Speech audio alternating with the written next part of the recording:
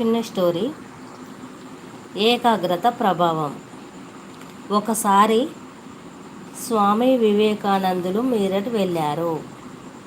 ఆయనకు చదవడం అంటే బాగా ఆసక్తి.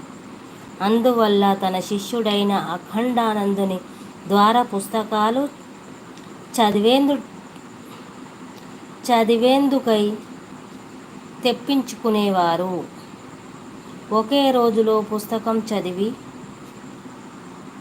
చదివేసి రెండో రోజు తిరిగి ఇచ్చేయడం వల్ల గ్రంథాలయాధికారి చాలా కోపగించాడు. అతడు శిష్యుని రోజు పుస్తకాలు మార్చాలంటే నాకు చాలా ఇబ్బందిగా ఉంది. మీరు ఈ పుస్తకాలన్నీ చదువుతారా లేదా ఊరికే పేజీలు తిరిగేసి ఇస్తున్నారా అని అడిగాడు. అఖండానందుడి సంగతి వివేకానందులకు చెప్పగానే ఆయన స్వయంగా గ్రంథాలయానికి వచ్చి అధికారిని కలిశాడు. అతనితో నేనే ఈ పుస్తకాన్ని తెప్పించి చదివాను.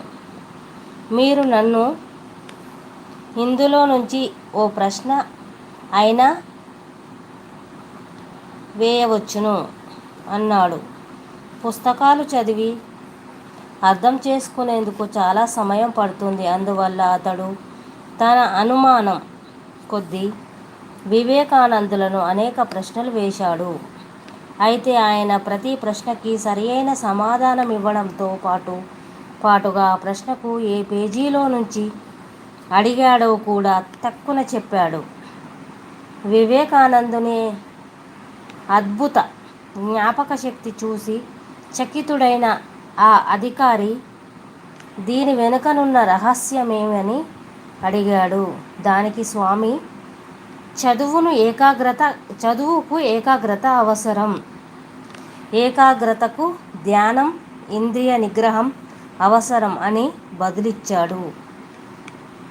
పిల్లలు ఏ రంగంలో పురోగమించాలన్నా రోజు ధ్యానము, త్రాటకము అభ్యసించవలెను.